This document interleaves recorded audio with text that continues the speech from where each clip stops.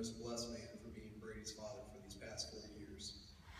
On behalf of our family, I just want to thank everyone for coming to celebrate Brady's life. Brady had a challenging start to his life. Amanda had an emergency C-section when she was 32 weeks pregnant. Emily Belenke, the doctor who saved her life and Brady's life, is actually here today, and I work with her husband Matt as a police officer. I don't think it's a coincidence that the NICU nurses named him Super Baby. From his first breath, he was so full of life and energy. He immediately became my best buddy.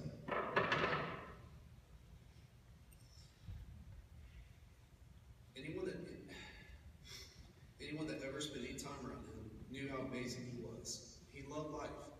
From the time he awoke to the time he went to bed, he was full throttle. I know that term has come across multiple times, but that's just what he was. I mean, from the very beginning, it's just the best way to say it. There was no in between with him. He was definitely the kind of boy that the devil would say, "Oh crap, Brady's awake now, get ready." Yeah, he was hard-headed, but that came as no surprise to anyone that knows me or Amanda.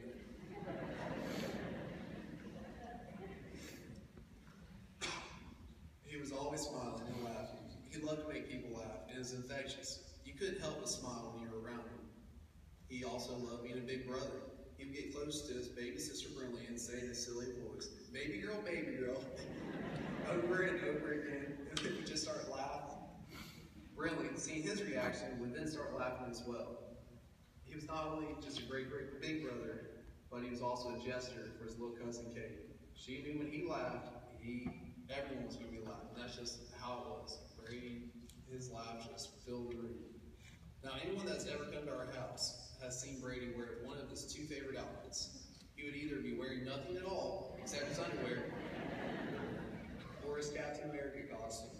I'm pretty sure anyone that's come over really has seen one of those two and nothing else. I'm pretty convinced of that.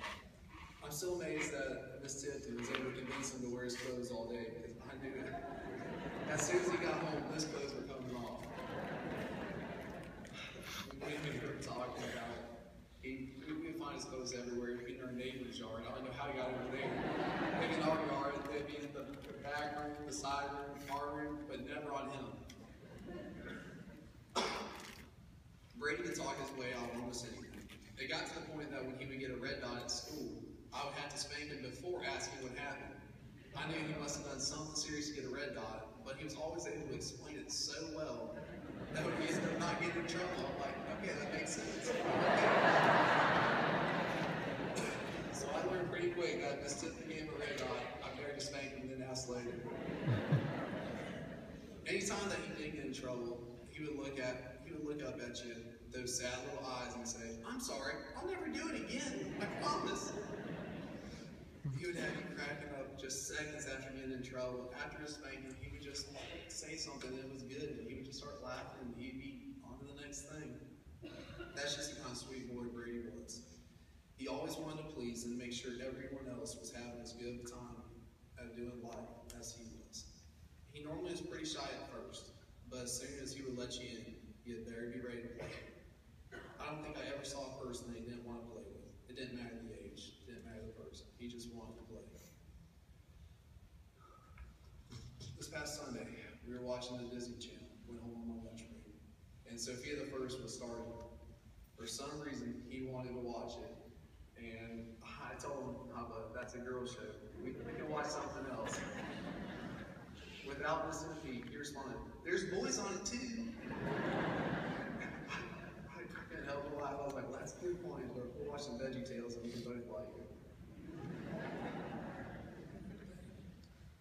I'll miss the times when I would get off work and find him running around the backyard in just his underwear. He was so competitive. He would say, "Daddy, I'm faster than you, and you can't even catch me." Then he would just take off running around his playset. He would tilt his head like he's a NASCAR driver, just negotiating the turns, pumping his little arms and just moving. And most of the time I couldn't catch him because he was so quick. Those times I did actually catch him, he would get so upset. He just couldn't stand being caught. When we play games, we had to teach him to tell the winner, "Good job." It pained him so much to say it. He fought it and just refused to say it so many times. But be sure that when he won, though, he'd be quick to remind us that we didn't tell him good job. Every night when it was time for bed, I made a routine to say the same phrases to him. It started well before he could talk. It was something like, "Daddy loves Brady, and you're my best buddy." It evolved over the years, but that's what it started out as. Once he started talking, it changed to where he would repeat each word I said. I remember one night when he was still pretty young that we were saying it, and I said, "Daddy." He repeated, "Daddy." I said, "Loves." And he repeated, "Loves." And when I paused for him to say Brady, he went ahead and said, "Poop."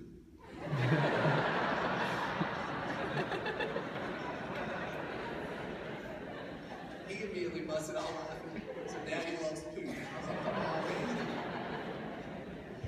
That's just the kid he was. Brady gave everything that he had every day of his life. He didn't do anything half-heartedly. Either he was going to do it or he wasn't. There's no in between. Whether he was running, acting, singing, coloring, or whatever else he was doing, he gave it everything he had. He took advantage of every minute he had on this earth. It wasn't always a good thing, though. Those times that I would run a bit faster than him, he would just stop and be done. He'd call it. He would be so upset that he lost. Oh man, I can see that now. He was a bit of a perfectionist as well. We occasionally would hit wiffle balls on a tee in the backyard. I remember one time he hit the tee instead of the ball. He was so frustrated that he took his bat, slammed it on the ground, and just slung it as hard as he could. He just walked away. He was like, "I'm done." I really can't say much though, because again, if you know me and Amanda, that's no surprise. That's how it was. Full of stubborn. He was an incredibly sweet boy. He loved to hug, high five, get nuts, blow it up, shake it off. It didn't matter. He would give you elbows. I don't know what that means, but he would love to give you elbow bumps.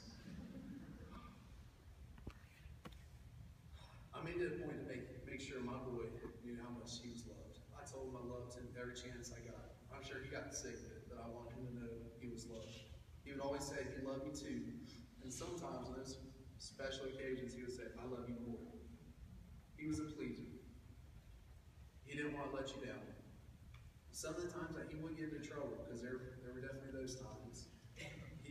We would tell him how sad it made us, and he would just begin to tear up, and then your heart's broken, and you're like, "All right, let's do something else. You want some candy?" It's crazy how much that boy taught me about life. I learned from a 4-year-old boy the real meaning of life. There are 2 principles that I've seen Brady live by, and they're love God and love people. Brady and I would pray every night, and it was incredible to hear that little boy just talking to Jesus. He would tell about his day, every little detail that he could think of. Tell Jesus, just like Jesus was actually sitting there right in between us. There are 4 specific things we pray for every time, without fail. First was for my buddy Casey Griffiths. So Brady would say, "He would Mr. Casey's eyes to get better." He'd pray for Miss Tippin's mom to get better, to heal and then also to heal Carolina's body, because she was diagnosed with brain cancer. And then the 4th thing was to heal his mom's body, because she was diagnosed with MS a year and a half ago. Every night, without fail. Now, half the time, he would end up praying for Mr. Casey's eye a second time with the same prayer. I never could figure out why. Anytime that I were not to mention one of them, he would quickly stop me and remind me to pray for the one I missed. That's just the kind of sweet boy it was. He was thinking of others. His mind was moving. He wanted to make sure everyone was praying for him. His prayers normally took several minutes just so he could include all the people's names they could think of. It didn't matter if you mentioned a year and a half ago, your name probably got mentioned at least one time in a boy's life. We're so appreciative of so many wonderful people in his life. One of those influential people is my dad, Brady's father. My dad and Brady had some of the sweetest times together. There were days when I went to pick up Brady from school, and Brady was so disappointed that wasn't his father. I mean, he normally half the time would have to go in and go get him from the playground or something to drag him out because he didn't want to go away from Papa. They normally would go back to his office and just play Legos or whatever toys Papa would have. Now, when I was a boy, I wasn't supposed to switch the characters around and mix different themes of Legos. When Brady he didn't enforce those same rules. Brady would have a Lego with Spider-Man's legs, a Superman chest, a Spider-Man head, and a Batman mask and cape. Brady definitely got away with a lot more than I ever did. When it was time for Brady to leave, he would be so distraught that he couldn't play and hang out with my dad longer. Brady loved his papa so much. Another influential person in his life is Miss Tiff. She taught him Jesus. Brady would come home singing this old hymn that ended up driving me and his mama crazy. He would sing, "Up from the grave," and he would just yell, "Up from the grave he rose," and just yell it. And it drove us insane. Insane. He would do it over and over and over again. Oh man, I can just hear that little voice. He sang every word of that song, even though I'm pretty sure he didn't know what half those old English words meant. But it didn't matter because he knew he was singing to Jesus, and that's all that mattered to him. He was so animated and sang with such passion. He would sing that song, honestly, 10 to 15 times straight. Every time I asked him when he finished, "Hey, you want to sing a different song?" He didn't. Nope, he would just start all over. I don't get it. I was like, "Come on, man." I'm pretty sure he did it out of spite, just to get me, but we don't know that. He would just keep a big old smile on his face and just keep on singing that same song. Now, I know it's going to be hard with that little tag along and best buddy. He meant so much to so many people. With a chunk of my heart gone, I feel like I need to challenge myself to live like Brady did. I need to go all out and love God and love people. It's just how he lived. It's how he wants it. I like to think about what Brady's doing in heaven.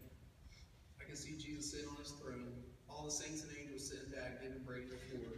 They too will realize that when Brady has the floor, he's going to capture the whole room. I see Brady looking over at Jesus singing, "Up from the grave you arose." He did. And just singing, and everyone sitting back, and Jesus sitting back just enjoying it, loving to hear that little voice sing. Now, I did hear some of his classmates mention that they imagine Brady boys playing on the playground in heaven. I like to imagine that as well, even though I hope he's at least wearing his clothes this time. With Brady, he refused to lose. My boy beat me to heaven. It's one competition with him I never imagined I would lose. Brady, I promise to live the rest of my life honoring the boy that you were and sharing Jesus.